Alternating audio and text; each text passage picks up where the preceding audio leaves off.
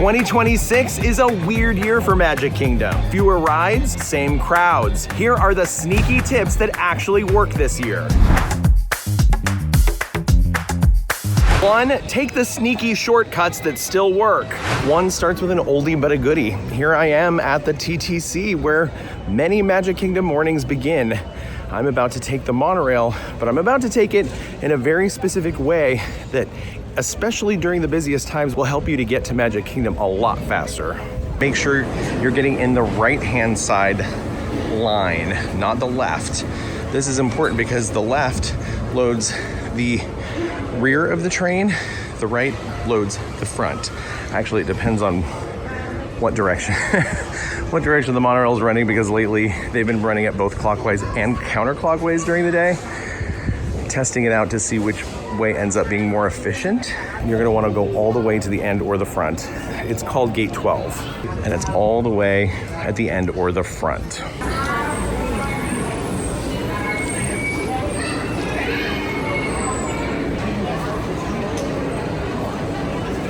Able to stay on the same side of the car that you entered through, even better. That'll help you when you're exiting because the same doors open to let you out.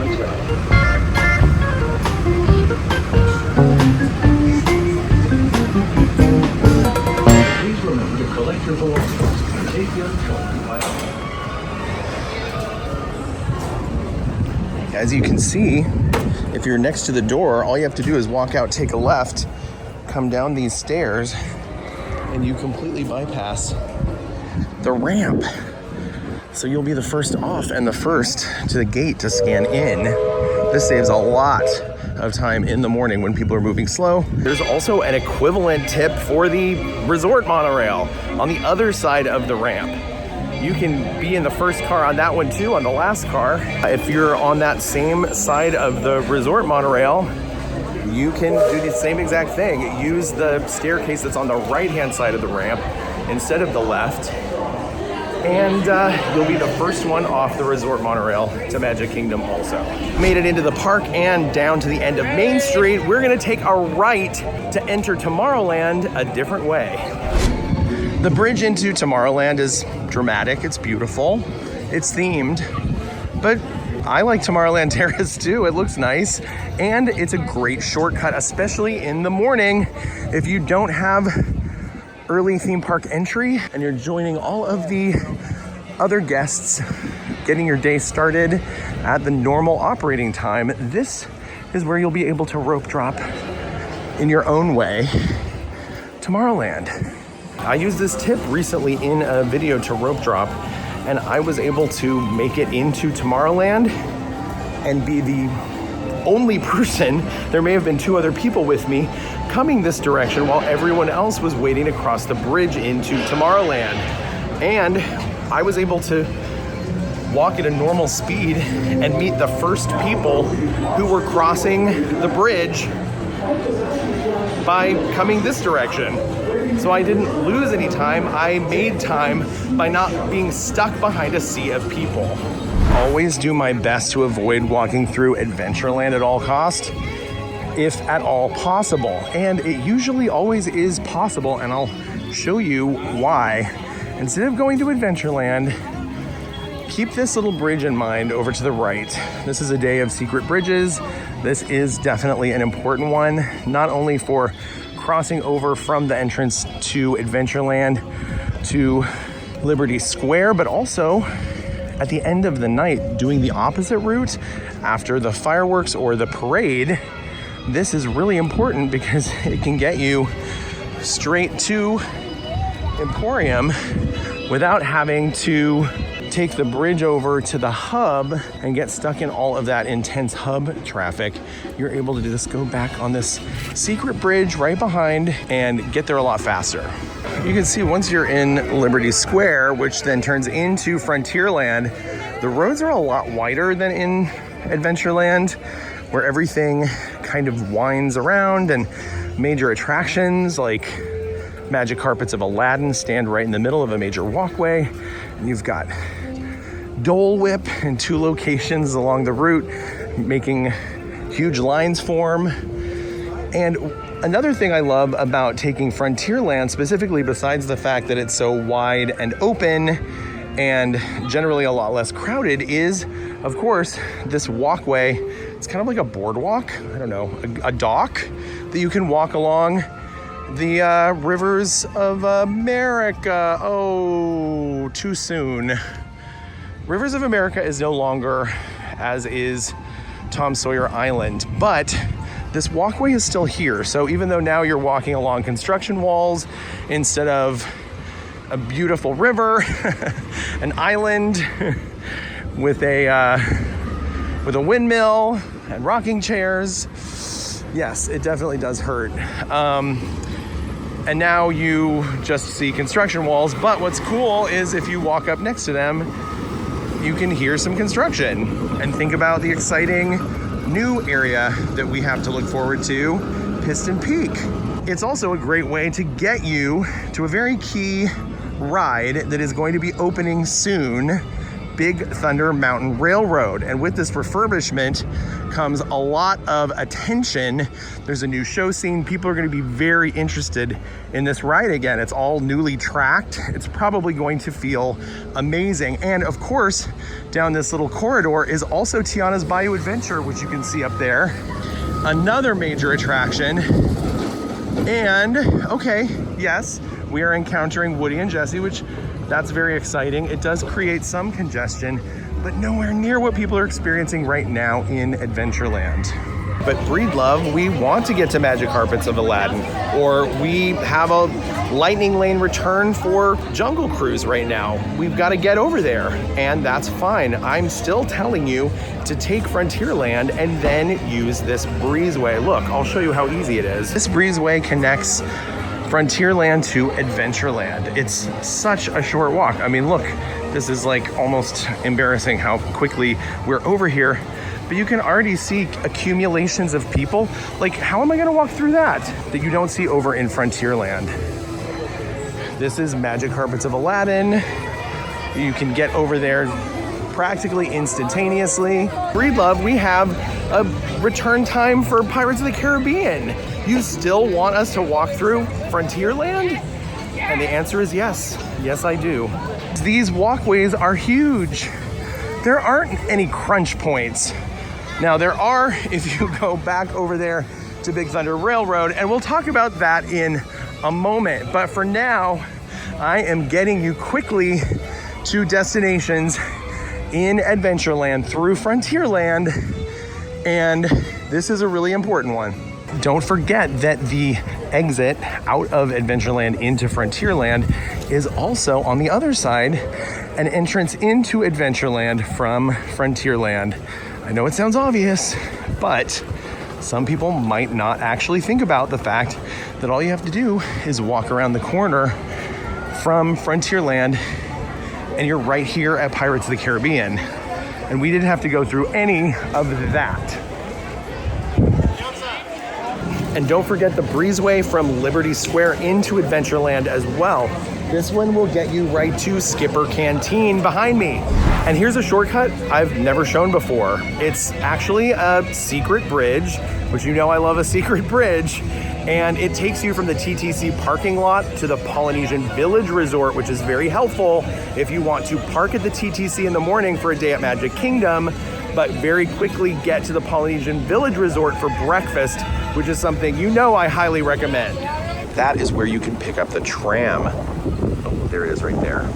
We're not taking the tram today because we're not going to Magic Kingdom. We are going to the left to take a secret bridge to the Polynesian Village Resort. So when you are coming into the parking lot, you don't get to decide which section you are put in. You have to follow cast member directions, but you can walk to the left instead of the right and take the secret bridge that we are going to show you that goes directly into the Polynesian Village Resort. This is great if you're going there for dining, which is what I'm about to do today.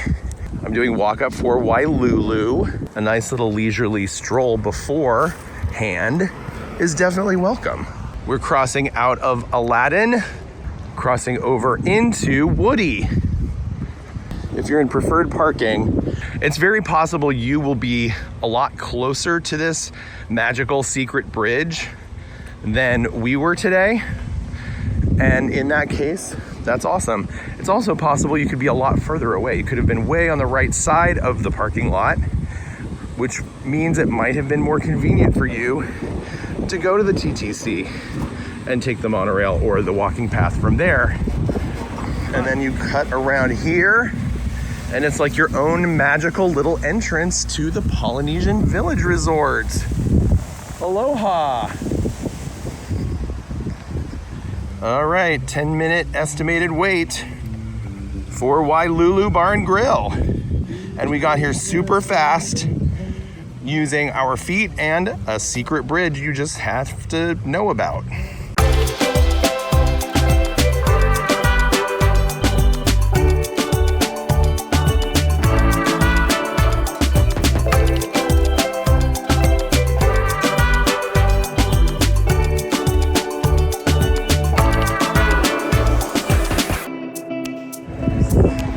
And in just 16 minutes, here we are, arriving at Wailulu, and we've already been told our table is ready. 16 minutes from parking the car to walking in for our table, and we didn't even have a reservation. Tip 2, sneaky stillness. After the fireworks end, Main Street turns into a river of people, and you don't want to flow with them. You want to take a break and head down while the stream is a little less rushing. You don't want to rush down the river. You want to be in a lazy river. There, we got there. You want to take some time and let most people exit the park before you do. Now, Quincy, Sage, and I literally just did a video where we filmed what happens when you leave immediately with the crowd, and we tested the monorail, the boat, and going by foot. It was not pleasant. I'll just repeat, it was not pleasant.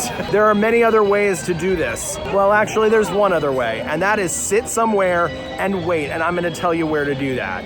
Over there at Casey's Corner, that outdoor seating tends to get very congested, at least the area leading to it, after the fireworks, because people are trying to get into the door over there to go into Emporium, hoping that they can get a shortcut. There are people trying to leave out this way as well. It's not as crowded, it's not as congested, because people are primarily trying to cut down the middle of Main Street. That's why we recommend you come over to the seating area in front of Plaza Restaurant. This is the one that tends to be a little bit quieter because there aren't as many people forcing their way through due to people trying to get into the Emporium and also crossing over from other areas of the park. Now, this definitely isn't the only place to stop and wait after the fireworks. This tip isn't about a specific location, that's just a helpful hint as to where we find we can sit sometimes and wait. Where is your perfect location? Did you find a secret bench somewhere? Where do you love to wait for the crowds to subside so that you can get to the form of transportation you prefer faster? Let us know in the comments below. I'd love to hear some of your secret spots for waiting out the crowd. And of course, you can always go shopping on Main Street. You can always go into Emporium. They want you to shop. Go shopping. 3, sneaky avoidance. When a new ride opens in Magic Kingdom or a classic ride gets an overhaul and reopens, it is treated like the cultural experience that it truly is. With Tiana's Bayou Adventure, even though it was technically an overlay of an existing ride, there were previews that seemed to last forever and caused chaos here in Magic Kingdom, especially in this section of the park in Frontierland. Very possible we will experience something similar with both Buzz Lightyear Space Ranger Spin and also Big Thunder Mountain Railroad. 2 rides people love, 2 rides people are very interested to see the new versions of. And we're not just talking annual pass holders and DVC members, we're talking cast members first. And there are people in the parks. There are extra people that will be around congesting areas, and you should avoid them. Keep in mind, some of these walls will be removed when Big Thunder Mountain Railroad opens, but some of them, most of them will not be. So it's not like you'll suddenly have this big open space, and this is a dead end. There's nowhere else to go from here. I mean, people could go to use the restrooms in Tiana's or get in queue for Tiana's, but that's it. Everyone else who goes down here has to exit the way that they came in. I still think that Frontierland will be better than Adventureland under pretty much any circumstance. I mean, never say never, never say always, but we'll keep an eye on that. For the time being, I would still rather you use Frontierland than Adventureland for most things. But I'd also recommend avoiding this area of the park, the dead end that is Tiana's Bayou Adventure and Big Thunder Mountain Railroad, unless you are riding one of those rides. If you don't have the ability to ride this ride, don't come down here. Don't check it out. It's either open or it's not. I promise you, there's no getting in. Asking the cast member what's going on down here is not going to get you on the ride. It's only going to waste your time. Tip 4, take the sneaky reset. Buzz Lightyear Space Ranger Spin is in the midst of what sounds like an amazing refurbishment. It's not quite a total overhaul. I mean, it's the same basic ride, but it seems like every element within the ride is getting a refresh, if not a complete dramatic overhaul. That means if you're one of the people who's used to becoming a galactic hero every single time because you've watched a video on AllEars and someone taught you how to do it, or you figured it out on your own, that 999,999 points that you used to be able to achieve that with, well, that's changing, as is probably the entire way you have to play the game to get the most points now, if you can even max it out. I can tell you everything we do know so that you're the most prepared of anybody you know the day that it reopens. We know Buzz Lightyear Space Ranger Spin is opening in spring of 2026. We do know that prior experience will not translate. We're all starting from scratch, friends. I have a feeling you'll still be way ahead from me. The blasters will now be removable and free moving. You'll have independent aiming. There'll be haptic feedback when you shoot. There'll be LEDs glowing when you fire. There are red or green rider colors depending on where you are seated. The targets respond in a matching color to the one that your blaster shoots. The Zerg Z is retained and now has dynamic visuals. There are bullseye triggers with sound and animation and feedback. The vehicles themselves are slimmer, they are two-person, and they are styled like Buzz's outfit. The score cap is removed. Is there a new score cap? That I don't know. The first ride is going to be all about learning. This is not about absolutely getting the highest score of your life the first time you ride.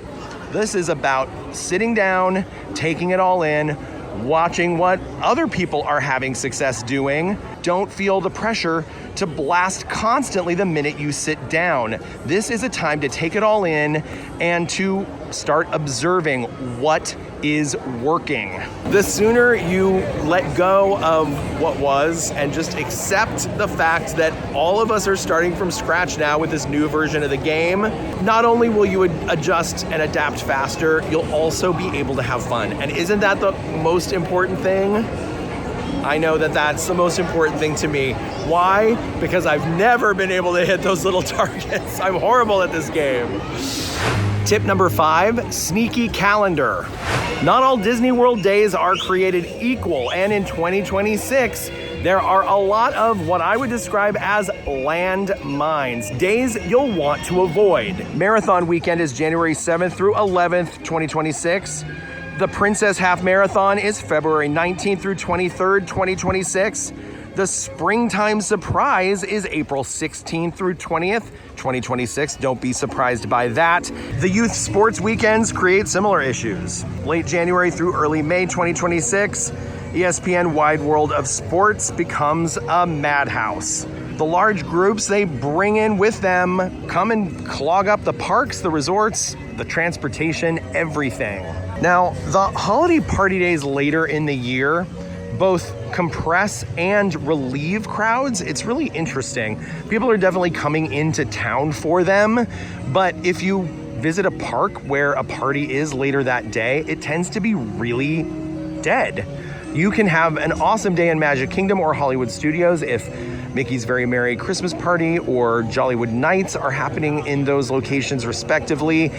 And it's kind of a cool way to get everything done earlier in the day if you don't mind the fact you're paying full price for a ticket and getting less hours. That's the part a lot of people get hung up on, and that's the part that I would encourage you to process and get over. Sure, you may not be getting your money's worth in terms of time in the parks, but the time that you do have is packed with a lot of experience. Lower crowds mean low wait times, and that means you can get through everything fast and spend your evening doing something else like going to Disney Springs, see Drawn to Life, the Cirque du Soleil show, or go to a really delicious dinner, or even see a movie or go mini golfing. I mean, the options in Disney World are limitless. It's not like you won't be able to find something to do with your time. Tip 6, sneaky food. On the busiest days, it can be difficult to buy a bottle of water. It can be hard to find a good pretzel. There are things that we need to get through our day in Walt Disney World, and sometimes the lines for these things are unbelievable, but there are exceptions, and the place right behind me is one of them. This is Prince Eric's. This is in New Fantasyland. It's right across from Journey of the Little Mermaid, Under the Sea Journey of the Little Mermaid, because it's Prince Eric's foods location. This is where you can get your bottled sodas. You can also get the gourmet pretzel that they sell in every park in one location. This is the place where you can get it right here. You can also get the famous pickle in a bag, the prepackaged pickle that the AllEars crew loves so much because it's filling. It's the cheapest snack we've found on Walt Disney World property, and it gives you electrolytes, so it's actually hydrating at the same time. It's kind of a perfect theme park snack, and you can buy it right behind me here at Prince Eric's. Here's the jumbo pretzel, delicious, served with cheese sauce if you want it. The turkey leg, of course, the iconic turkey leg. This is a great spot to get this if that's something you love. And they even have a specialty drink, the Seaside Serenade, which is pina colada slushy topped with curacao syrup and blue boba pearls. That's a non-alcoholic drink, of course. And there's that pickle in the pouch. You got grapes, frozen Coca-Cola slushy, frozen Fanta Blue raspberry slushy as well. There is literally no one in queue right now to go to this place, and there's a lot of people around. So if you're looking for something in Fantasyland, this is a great location. It's not the only location I would recommend. There's another great secret spot that's, well, I'm looking at it right now. Inside Big Top Souvenirs, there is Big Top Treats. This is a great location to get slushies. You can get your treat case treats here. You can get the caramel apple, the cupcakes. It's all here for you, and there's no line like at the confectionery. They're making the popcorn right now for the Werther's caramel popcorn. It smells amazing. In the event that there does develop or they do form a line on the other side, they have this whole other side that they can open that hasn't been open for the longest time because for whatever reason people just don't come in here. They either don't know about it or they'd rather go other places, but this is where you should go in 2026. Now they don't do fountain soda, but they sell bottled soda here, and you can get your Smart Water and your Dasani. You can also get your Coke Zero, your regular Coke, Diet Coke. You've got 2 flavors of Powerade and your Sprite. And I just checked with cast members to make sure this is still true. And it is. Everything in this store, because it is considered a retail location, is eligible for a discount. That means everything in the treat cases. That means the slushes, the prepackaged candies, the prepackaged cotton candy, which is candy. Everything in this store is eligible for either your annual pass discount, your DVC discount, your Disney Visa. If you have a discount with Disney Parks, you can use it here. And don't forget about the fact that you can mobile order from the Main Street Confectionery. This is a great tip because even though it does get very busy inside there, if you are at this end of Main Street and you need a refreshment, you can place that mobile order and walk right in, pick it up. It's a lot simpler than having to wait in line to order and then wait in line to pay. If you feel like trying something that's outside of the normal treat case offerings or the bottled sodas, Energy Bites right next to Tron has a selection of some really interesting treats. Chocolate cake donut holes, watermelon, cucumber, and pineapple cup. That's really good. I reviewed that. Watermelon slushy was really good with yuzu, citrus, ginger, and popping candies. And then the blue coconut slushy was really delicious, featuring flavors of coconut, lemon, and lime. They also have a cucumber lime soda, which I loved. And then they have the Monster energy drinks here. They have sodas and bottled water and Joffrey's cold brew coffee. And this is definitely a walk up. It is rare to ever see a line form at Energy Bites. I don't know why. I think people just don't know what it is exactly, or they look at the menu and think that's not for me, which I understand, but maybe it's for you. 7, Sneaky Lightning Lane. Lightning Lane Multi-Pass didn't change in 2026. Magic Kingdom did. Big Thunder Mountain Railroad and Buzz Lightyear's Space Ranger Spin, those are 2 major attractions that attract a lot of guests that are down until spring of 2026. That means the same number of guests are all fighting for the same rides now with Multi-Pass. That means our true and tried AllEars loophole using the Lightning Lane Multi-Pass system is more important than ever. If you have never heard of our loophole before, here is a quick refresher. After your 1-hour return window ends on Lightning Lane Multi-Pass, the system lets you book another Lightning Lane even if you haven't scanned in for that ride yet, while the original remains usable for another 2 hours. That gives you 3 total hours to return for your reservation, but it still allows you to make a new reservation after that initial hour expires. And I'm doing the quotes right now with my hands because it might look like in the app that it expires. It tells you that that first hour is when you have to return for that ride. What it's actually telling you in reality, based on all of the testing we've been doing now for over a year, is it lets you book another reservation while still allowing you to ride that first ride or have that first experience for an additional 2 hours. And you have to be careful with this. When you're going to see a show, if you have a specific return time to see a specific show, a showing of Festival of the Lion King, if you miss that show time, you're out of luck. So don't try it on that. Keep it for rides. It really works in your favor because then you can start stacking rides. It gives you the ability to stack like you could back in the day with Genie Plus. And most people don't know this loophole even exists. It's not breaking the rules, it's going with the rules. And while people have said, oh, that's gonna be taken away now that you're talking about it, we've been talking about it for over a year and it's standing strong. You can either choose to ignore it or you can use it to your advantage. I would recommend doing the latter, especially in the earlier part of 2026. If you made it to the end, go ahead and put this password in the comments below. And while you're down there, hit like and subscribe and go ahead and turn on notifications so you'll be the first to know when myself or one of my friends comes out with a brand new video, something we do all week. Why? Because we're serious about fun.